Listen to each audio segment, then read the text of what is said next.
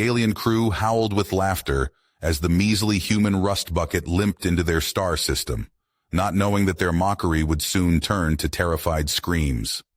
Captain Scott Miller gripped the worn leather of his command chair as his solo exploration vessel, the Frontier, dropped out of warp on the fringes of uncharted space.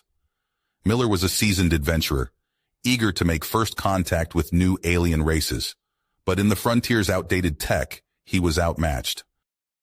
The ship's warp drive, a relic from humanity's first steps to the stars, could barely hit light speed.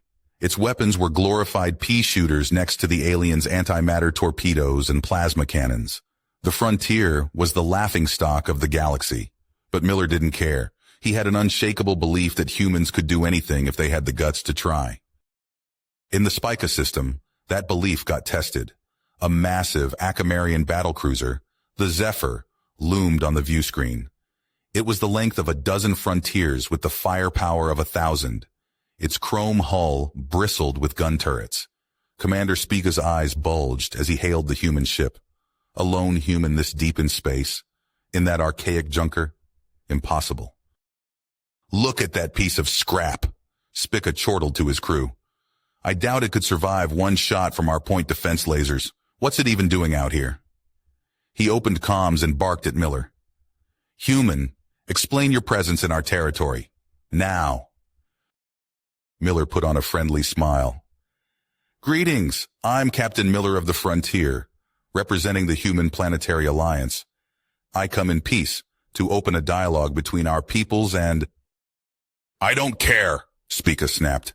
"Leave immediately or be destroyed." Suddenly, sirens blared. A fleet of unidentified alien warships tore out of hyperspace, energy cannons blazing. The Akamarian ship shuddered as the blast tore through its shields. Consoles exploded. Smoke filled the bridge. In seconds, the battlecruiser was dead in space, systems failing. The attackers then turned their guns on the Frontier.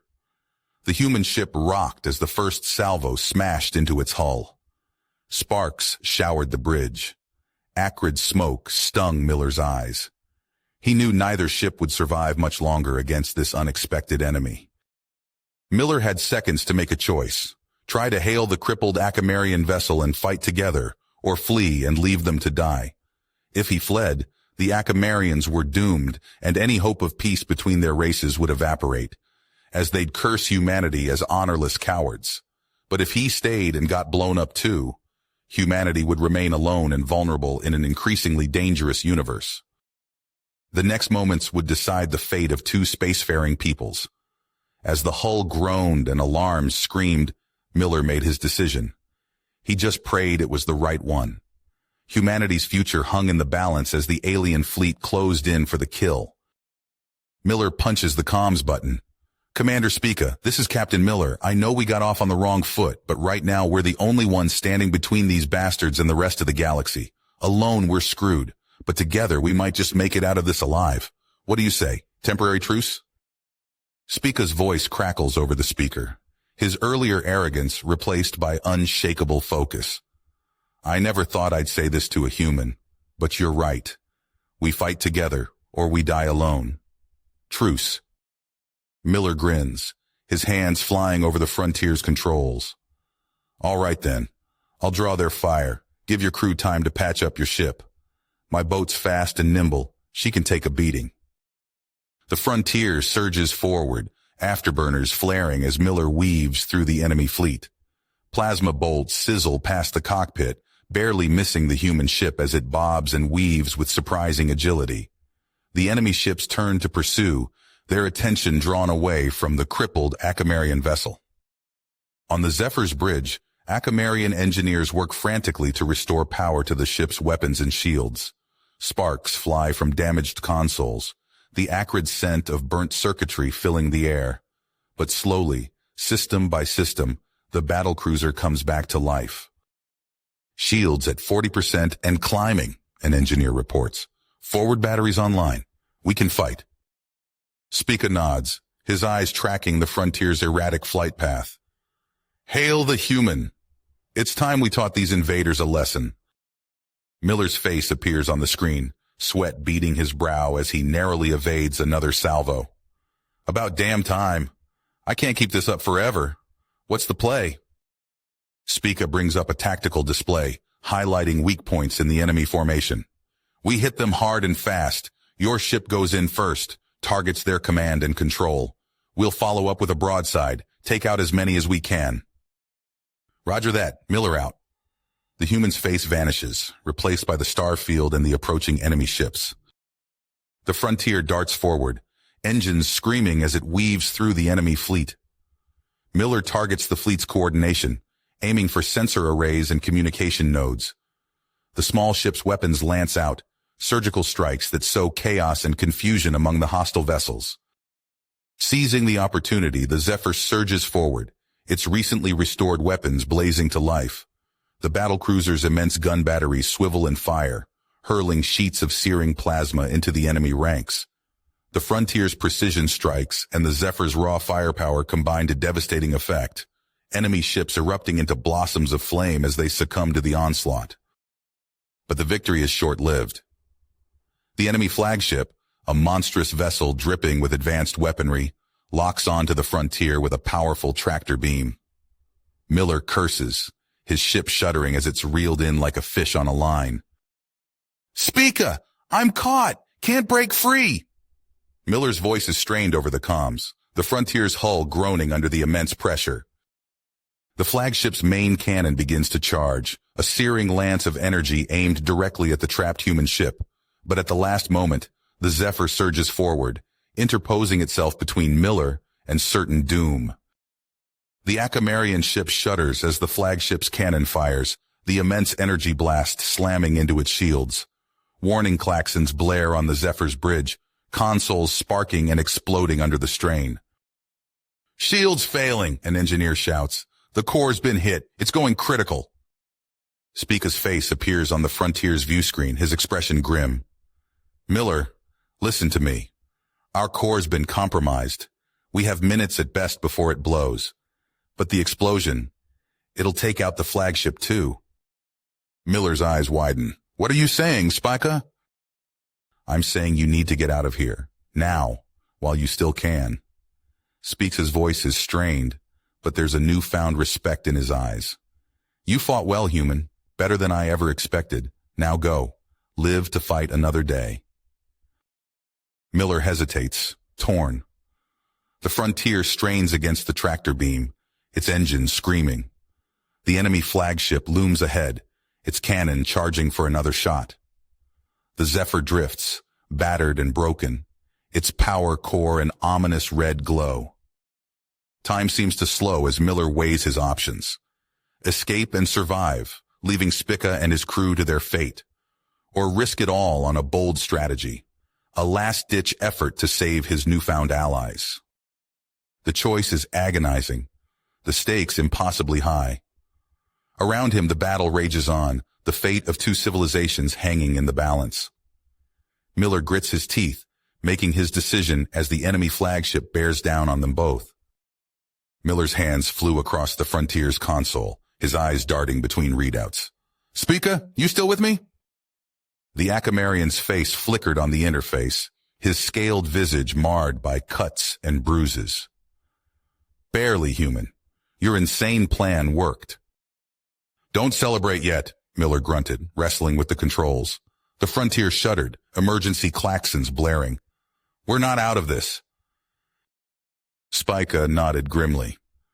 Our core's stable, but half our systems are fried. What's your status? Miller glanced at a sparking panel. Not much better. Engines are at 30%, weapons offline. We're limping. A ping from the long-range scanner drew both commanders' attention. Miller's stomach dropped as he read the data. Multiple contacts incoming. Big ones. Reinforcements, Spica hissed. They must have detected the flagship's destruction. Miller's mind raced. They couldn't fight, not in this condition. But they couldn't outrun the incoming fleet either. He keyed the intercom. Engineering. I need options. Now. His chief engineer's voice crackled back, strained and exhausted. Cap, we're running on fumes here. I can give you maybe one more burst from the engines, but after that, we're dead in the water. Miller turned back to Spica. What about you? Any tricks up your sleeve? The Akamarian's eyes narrowed in concentration. Our sensors are more robust. There's a debris field from an old battle about 2 light minutes from here.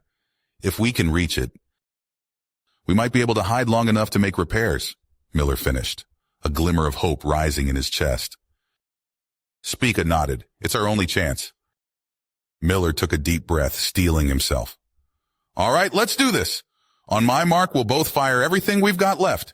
With luck, it'll get us to that field before those bastards catch up. He opened a channel to his entire crew. Listen up, people. We've got one shot at this. I need every scrap of power you can give me. Shut down life support if you have to. Warning lights flashed across his console as systems began to shut down. The air grew noticeably thinner as oxygen recyclers powered down. Ready, Spica? The Akamarian commander gave a curt nod. Ready.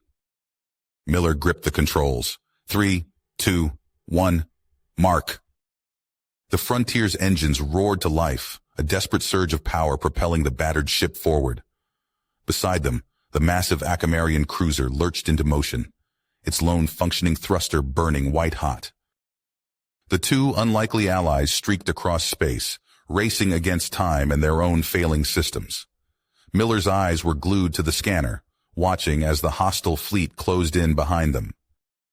Come on, he muttered through gritted teeth. Just a little further.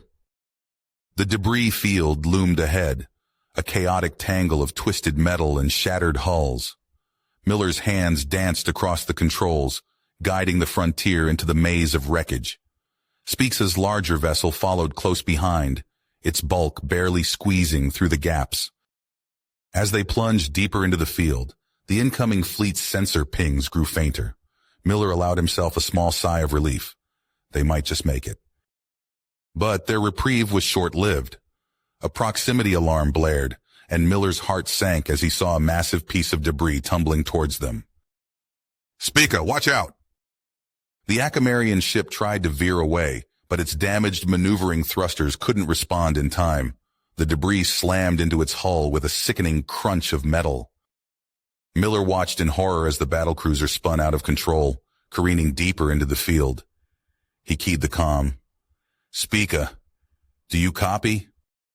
Static filled the channel. Then faintly Spica's voice came through. We're still here, but we're stuck. Can't move. Miller's mind raced. The incoming fleet would be upon them soon. If they found Spica's ship. He made his decision in an instant. Hang tight, Commander. We're coming to get you. Despite the protests of his crew, Miller swung the Frontier around, pushing its battered systems to the limit as he maneuvered through the debris towards the stricken Akamarian vessel. As he approached, Miller could see the extent of the damage. The battlecruiser was wedged between two massive hunks of twisted metal, its hull breached in multiple places. Spica, we're going to try and pull you free with our tractor beam. It's not strong, but it's all we've got. The Akamarian's voice was grim.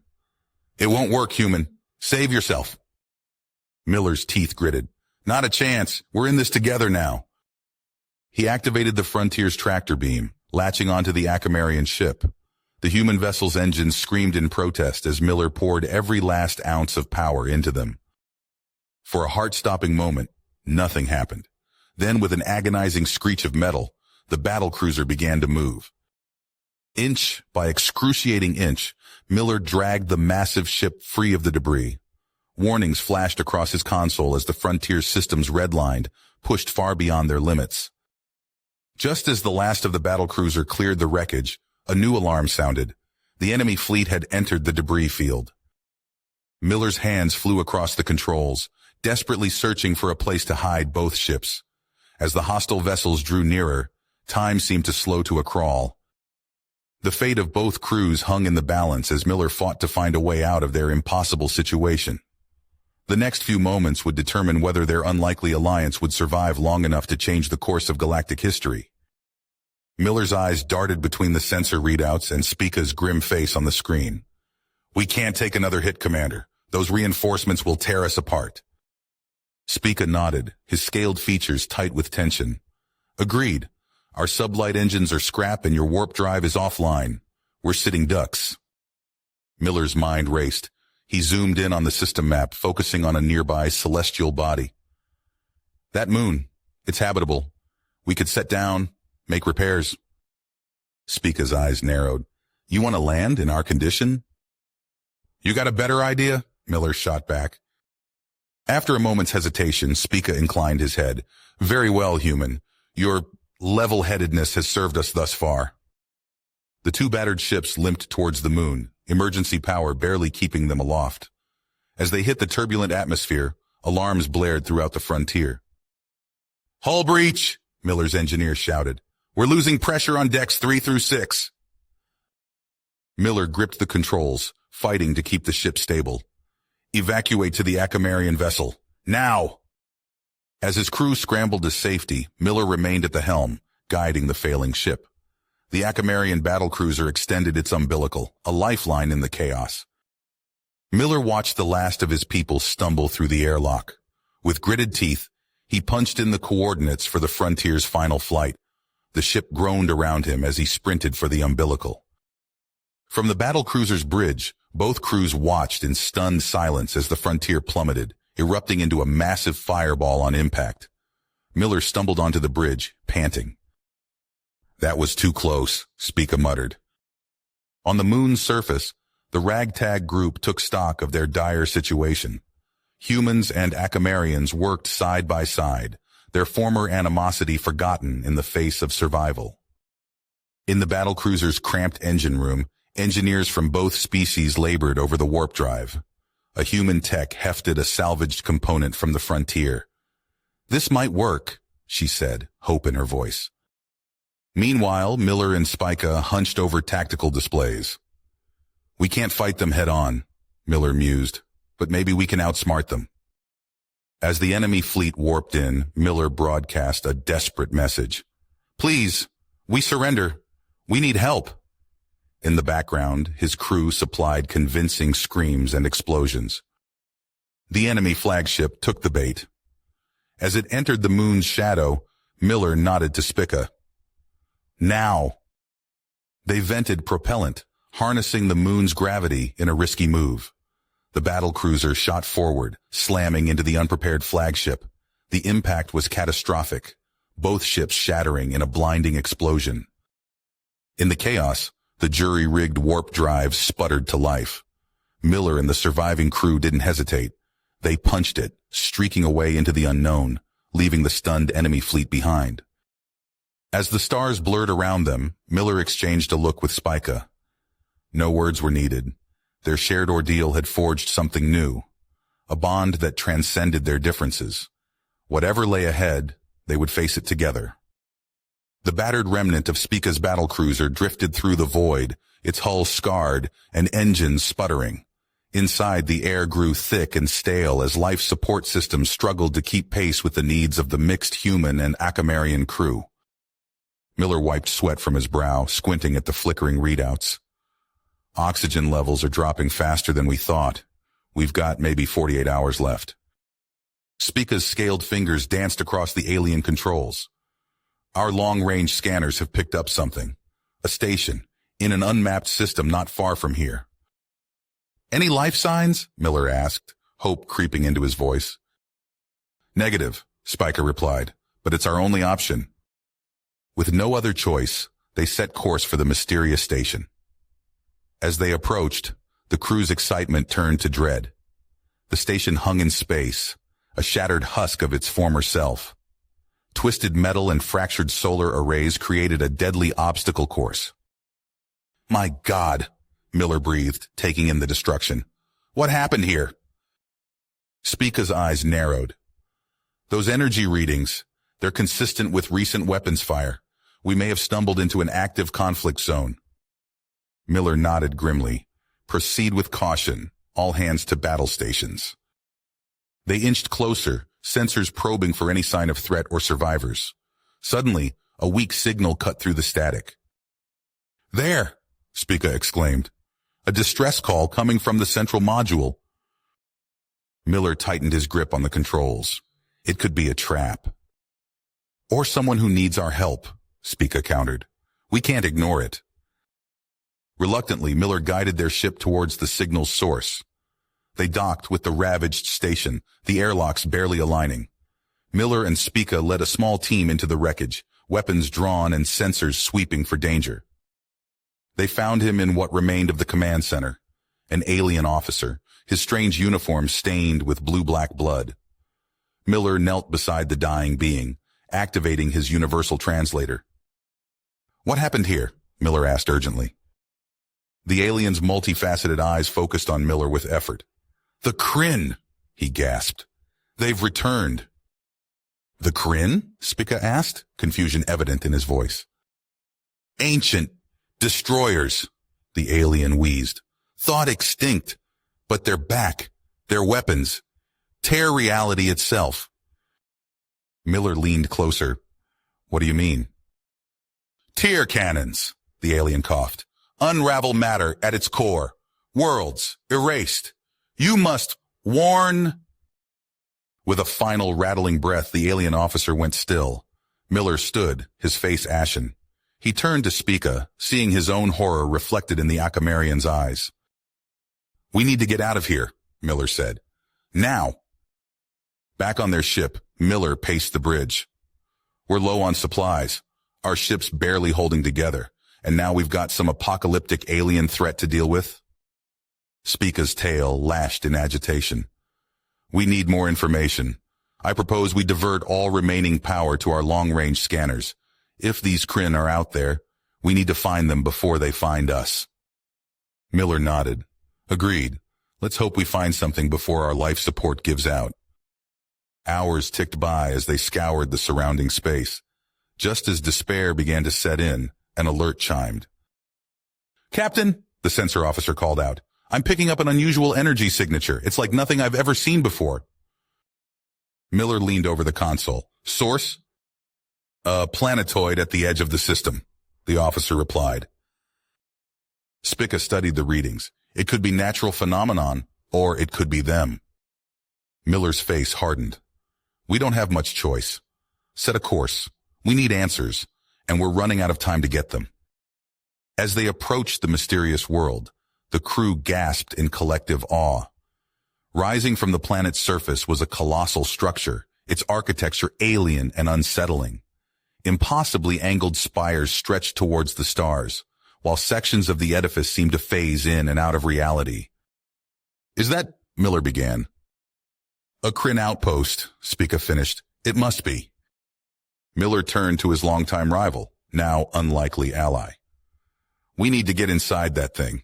It might be our only chance to figure out what we're up against. Spica nodded grimly. Agreed. We'll need our best people. This may well be a one-way trip. As they assembled their team and prepared for the dangerous mission ahead, Miller couldn't shake the feeling that they were about to change the course of galactic history, if they survived long enough to tell anyone what they found. Miller's heart pounded as he assembled the joint strike team. He gazed at the mix of human and Akamarian faces, each etched with a combination of fear and purpose. We're low on time and resources, he said, his voice steady despite the gravity of the situation. But we have no choice. We go in, we get what we need, and we get out. Clear? A chorus of affirmatives answered him. Miller nodded to Spica, who distributed their meager arsenal. The weapons felt pathetically inadequate against the unknown horrors that might await them. They approached the airlock, its alien design sending a chill down Miller's spine. With a hiss of escaping air, it opened, revealing a corridor that seemed to twist and bend before their eyes. What the hell? Muttered Ensign Chen, her eyes wide. Miller stepped forward, fighting the disorientation. Stay focused. Move out. They pressed on, the structure's impossible geometry assaulting their senses. Walls curved at angles that shouldn't exist. Doorways led to rooms that were somehow larger inside than out. Miller's stomach churned as his brain struggled to process what his eyes were seeing. After what felt like hours of navigating the mind-bending labyrinth, they emerged into a vast chamber. At its center loomed a towering spire, pulsing with an otherworldly energy that made the air itself feel charged. Holy shit, breathed Lieutenant Kraz, an Akamarian engineer. He held up a scanner, its display flickering wildly. Captain, this thing, it's warping reality itself. The power readings are off the charts. Miller's mouth went dry. This has to be it. The source of their tear cannons. He turned to the team. Download everything you can, but don't touch anything. We're in way over our heads here. The team spread out, interfacing their devices with alien consoles. The air hummed with tension as data streamed into their systems. Suddenly, a piercing alarm shattered the silence. Miller whirled to see Ensign Roth stumbling back from a console, his face pale. "I'm sorry. I didn't mean to." His words were cut off as panels in the walls slid open, disgorging a swarm of sleek insectoid drones. Their metallic bodies gleamed as they zeroed in on the intruders. "Scatter!" Miller bellowed, diving for cover as energy bolts sizzled through the air. The team fragmented, ducking behind alien machinery as the drones gave chase. Miller found himself separated from the others, sprinting down a twisting corridor with 2 drones in hot pursuit. He fired over his shoulder, cursing as the shots went wide. Ahead, a bulkhead began to close. He lunged, rolling under it just as it slammed shut. He allowed himself a moment of relief before the drones phased through the solid metal, their featureless faces somehow radiating malevolence. Elsewhere in the complex, Spica fought a losing battle. His team was pinned down, the drones pressing in from all sides. He looked at his battle rifle, then at his dwindling life support readout. With a grim nod, he made his choice. "For the future," he muttered, overriding the weapon's safeties. The rifle's whine built to a fever pitch as Spica stood, facing the oncoming horde. The detonation was blinding, a miniature star born and snuffed out in an instant. The drones vanished in its wake, leaving only silence. The entire structure shuddered. Cracks appeared in the air itself, reality fraying at the seams. Miller stumbled as the floor bucked beneath him, fighting to stay upright as he searched for survivors. He found Spica slumped against a wall, the Akamarian's scales charred and cracked.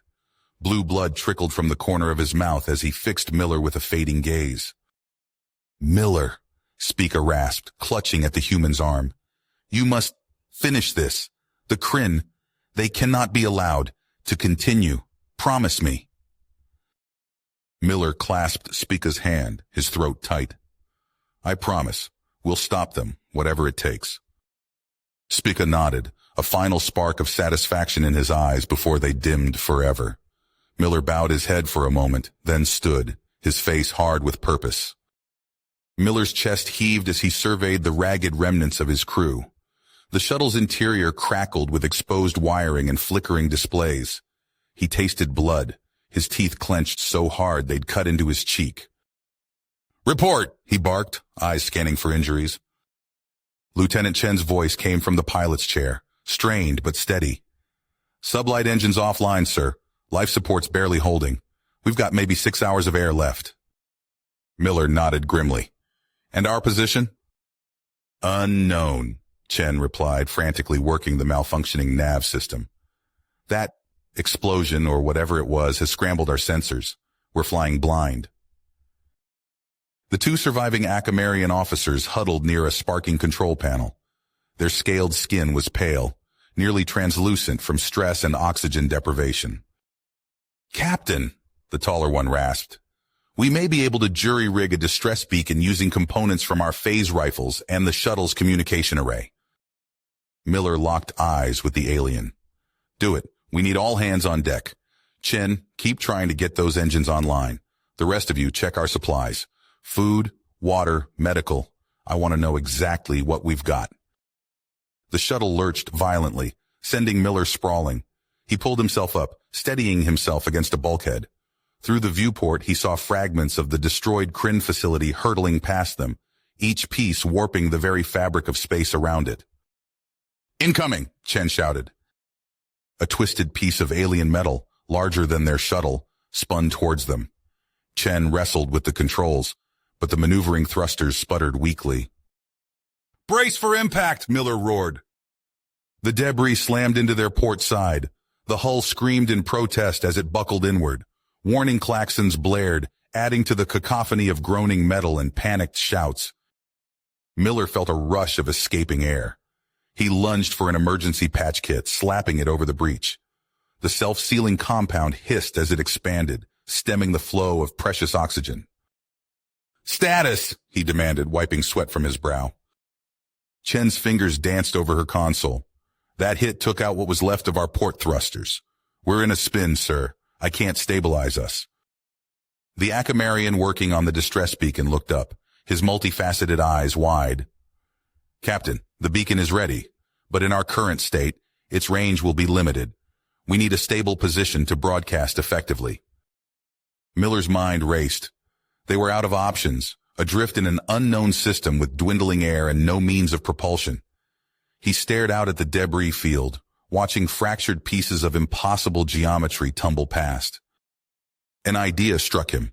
It was insane, but it was all they had. "Lieutenant Chen," he said, his voice low and intense, "can you time our spin to bring us close to one of those larger debris fragments?" Chen's brow furrowed. "I think so, but why?" "We're going to tether ourselves to it," Miller explained. "Use its mass to stabilize us and boost our beacon signal." The crew stared at him in disbelief. One of the Akamarians chittered nervously. "Captain, those fragments are highly unstable. The residual energy could tear us apart." Miller met each of their gazes in turn. "It's a risk we have to take. We stay here, we die. We try this. We might just survive long enough for someone to find us." He saw the fear in their eyes, but beneath it, a flicker of hope. They nodded, one by one. "All right," Miller said, squaring his shoulders. "Let's do this. Chen, find us a target. Everyone else, prep the grappling system. We've got one shot at this." As the crew scrambled to their tasks, Miller allowed himself a moment of grim reflection. They'd escaped the Kryn facility by the skin of their teeth, only to face an even deadlier challenge. But he'd made a promise to Spica, and he intended to keep it. Whatever it took, they would survive. They had to. The fate of humanity and all alien species might well depend on the information they carried. Miller's fingers trembled as he input the final calculations into the jury-rigged quantum slipstream drive. The shuttle's interior hummed with an ominous energy, makeshift power conduits snaking across the floor like exposed veins. "This is insanity," Lieutenant Kraz hissed, his scaled skin pale in the flickering emergency lights. "We're more likely to vaporize ourselves than send any kind of signal." Miller didn't look up from his work. "You got a better idea, Lieutenant? Because I'm all ears." Silence answered him. He glanced around at the haggard faces of his hybrid crew, human and Akamarian alike, worn down by days of hunger, thirst, and the creeping certainty of death. "All right," Miller said, his voice steady despite the fear clawing at his gut. "Initiating uplink sequence in 3, 2, 1. He slammed his palm down on the makeshift activation switch. The shuttle shuddered violently, metal screaming as if in pain. Arcs of energy danced across control panels, overloading circuits never meant to channel such power. "Containment fields at critical," Chen shouted over the cacophony. "We're losing structural integrity." Miller's eyes darted between readouts, his mind racing. The subspace tear was forming, but it was wildly unstable. In seconds, it would collapse in on itself, taking them with it. "Venting emergency coolant," he bellowed, yanking hard on a manual release valve. A hiss filled the cabin as precious atmosphere escaped into the void. The sudden decompression hit like a hammer blow, but it snuffed out the runaway reaction an instant before catastrophe. As quickly as it began, it was over. The shuttle's system sputtered and died, plunging them into total darkness. Only the ragged sound of breathing through emergency masks broke the silence. "Did it work?" someone whispered in the dark. Miller fumbled for a handheld scanner, its dim display the only light source. "Signal sent," he confirmed, his voice hoarse. "Now we wait." Days stretched into an eternity of cold and hunger. The crew huddled together for warmth, rationing the last of their supplies with obsessive precision. Tempers flared as hope dwindled. "This is pointless," Ensign Roth snapped, his once crisp uniform now filthy and torn. "No one's coming. We should have saved the power for life support instead of wasting it on your fool's errand." Miller rounded on him, eyes blazing. "You think I don't know the odds? But giving up isn't an option.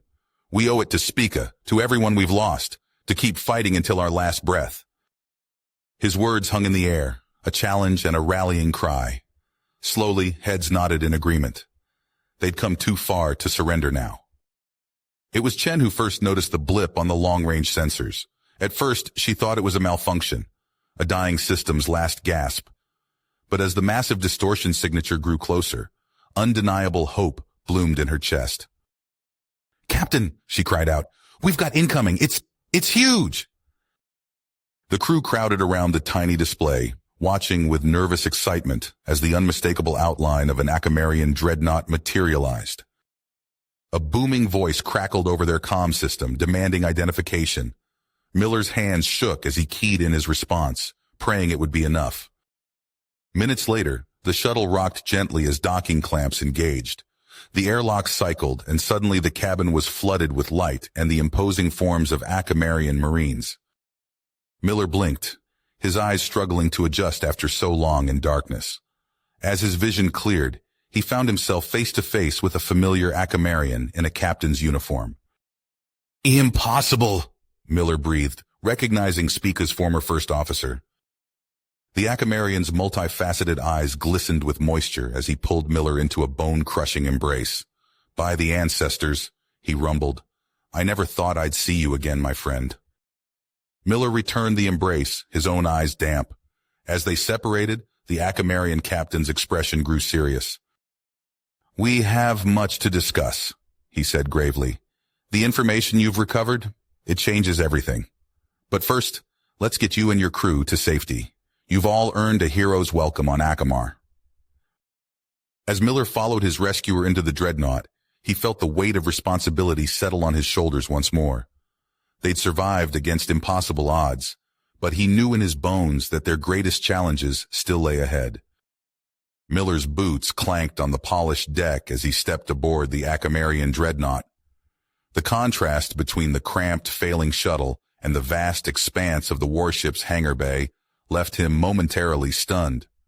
Akamarian crew members bustled about, their scaled forms towering over the human survivors. Commander Vrock strode forward, his multifaceted eyes gleaming. "Captain Miller, welcome aboard the Starfire.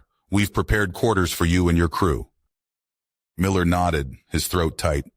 "Thank you, Commander. We're grateful for the rescue." As they walked through the ship's corridors, Miller couldn't help but marvel at the advanced technology surrounding them. Holographic displays flickered with alien script, while gravity generators hummed beneath their feet. In the officers' mess, Miller sat across from Vrock, a steaming cup of Akamarian tea before him. The liquid shimmered with an iridescent sheen. "Tell me everything," Vrock said, leaning forward. Miller took a deep breath and began recounting their ordeal.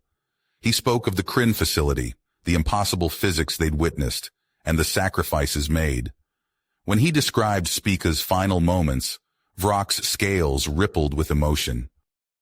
Spica he was a true warrior, Vrock said softly. And you, Captain Miller, have proven yourself worthy of his trust. Vrock reached into a compartment and produced a small, ornate box. He opened it, revealing a collection of gleaming metals and insignia. "These were Spica's," Vrock explained. "It is our custom to pass them on to those who have earned them. They belong to you now." Miller's hands trembled as he accepted the box. The weight of it felt immense, far beyond its physical mass. I don't know what to say," Miller managed. Vrock placed a clawed hand on Miller's shoulder. "You need say nothing. Your actions speak louder than any words." Their journey was cut short by new orders. The Starfire changed course, its massive engines propelling them towards Draenax Prime. Miller stood on the bridge, watching as they dropped out of faster-than-light travel. The planet loomed before them, its surface a patchwork of sprawling cities and massive defense installations. In a high-security briefing room, Miller found himself face-to-face with Draenax's first minister. The Akamarian's crest was a vibrant orange, denoting his high rank. "Captain," the minister began, his tone grave, "the intelligence you've brought us is disturbing. We've detected similar Kryn incursions across multiple systems. They've awakened after millennia of dormancy." Miller's blood ran cold. "How many attacks?" "Too many," the minister replied. "And I'm afraid I have even worse news. Earth has gone dark. We've lost all contact." The words hit Miller like a physical blow. He gripped the edge of the table, steadying himself. The minister continued, "We need your help, Captain. Your experience with the Kryn is invaluable. Will you join a strike force to investigate Earth's silence?" Miller didn't hesitate. "Of course, when do we leave?" The next hours were a blur of planning and preparation. Miller selected his team, choosing those he trusted most. Lieutenant Chen, her piloting skills unmatched. Ensign Roth, despite his earlier outburst, for his technical expertise. In the Starfire's war room, Miller and Vrock pored over star charts and sensor data. Vrock pointed to a schematic of the ship. "Our stealth systems and temporal distortion drive give us a unique advantage," Vrock explained. "We can slip into the Sol system undetected." Miller nodded, studying the plans. "It's risky, but it's our best shot." As the final preparations were made, Miller stood in his temporary quarters. He held Spica's medals, running his fingers over the intricate designs. With a heavy sigh, he placed them in a secure compartment. "I'll be back for these," he whispered. On the bridge, Miller took his place beside Vrock. Akamarian temporal specialists manned their stations, their movements quick and precise. "All systems ready," Chen reported from her console. Miller exchanged a look with Vrock. The Akamarian nodded, his eyes gleaming with tenacity. "Execute," Miller ordered. The chronodrive hummed to life, its pitch rising to a near-deafening whine. Reality itself seemed to warp around them, the stars outside the view screen stretching and twisting. A blinding flash erupted, engulfing the ship. Miller felt a sensation of falling, of being stretched and compressed simultaneously. His vision swam, darkness creeping in at the edges. When the light faded, the familiar stars were gone. The view screen showed only an inky void, punctuated by strange, swirling energies. They had left normal space-time behind, hurtling towards an uncertain rendezvous with Earth's fate. Miller gripped his chair, his knuckles tightening. Whatever awaited them in the Sol system, he knew their next actions would shape the future of both humanity and their Akamarian allies. The Kryn threat loomed large, a shadow over all they held dear. As the Starfire plunged deeper into the unknown, Miller steeled himself for what lay ahead. The truth about Earth's silence waited on the other side of this impossible journey, and he... The Starfire burst from the trans-temporal vortex, its hull trembling as reality reasserted itself. Miller's eyes widened at the scene before him. Where Earth's mighty defense grid once stood, only twisted metal and charred debris remained.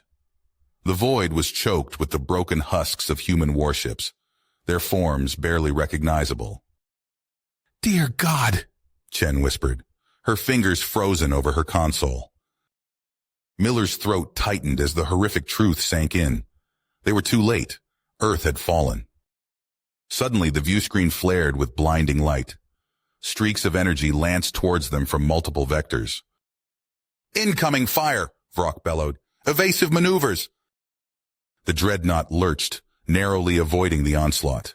Miller gripped his chair as alarms blared throughout the bridge. "It's our own people," he realized aloud. "They think we're hostile."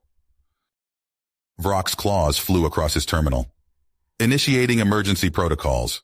Broadcasting all known recognition codes and call signs." Static filled the comm channels, punctuated by bursts of unintelligible chatter. Miller leaned towards the pickup, his voice hoarse but firm. "This is Captain Scott Miller of the Akamarian vessel Starfire. All Earth forces, stand down immediately. I repeat, stand down and cease fire. We are friendlies." Tense seconds stretched into minutes as the barrage continued. Then, one by one, the weapons fire ceased. A gruff voice crackled through the speakers. "Captain Miller, is that really you?" Miller sagged with relief. "Affirmative. We're here to help. What's your status?" "Critical," came the terse reply. "This is Admiral Zhao of what's left of Earth's Space Force, requesting immediate rendezvous."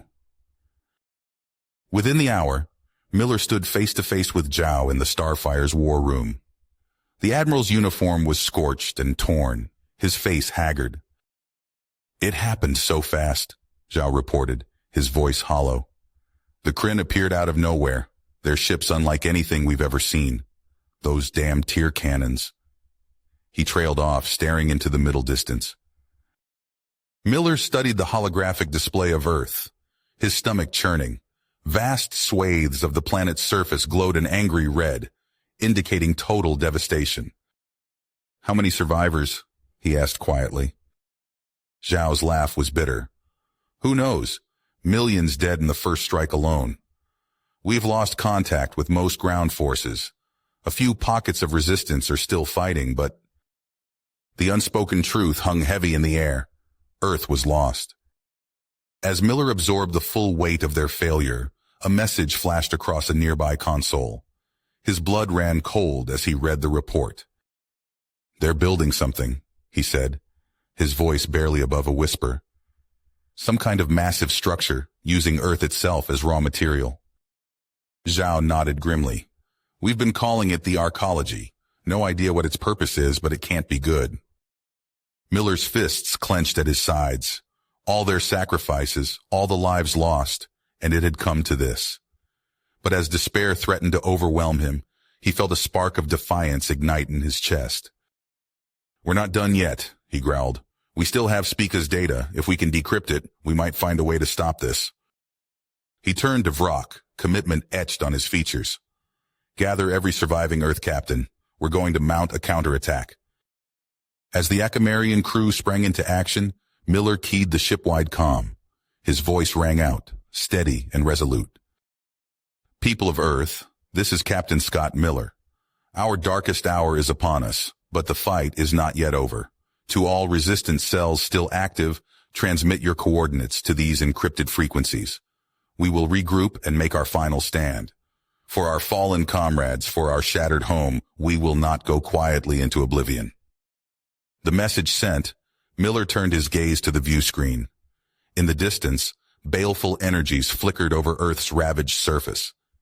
He set his jaw, steeling himself for the battle to come. The surviving ships of Earth's fleet began to assemble around the Starfire, a ragtag armada, preparing for one last, desperate charge. As they burned towards their besieged homeworld, Miller knew their chances were slim. But they would fight. They would resist. And if they fell, they would do so ensuring that humanity's defiance echoed through the stars long after Earth itself was. You have reached the end of the story. If you enjoyed this story and want to support us, please leave a like and subscribe to our channel, and for every comment that says 88, I will heart every single one of them. Thank you for your time.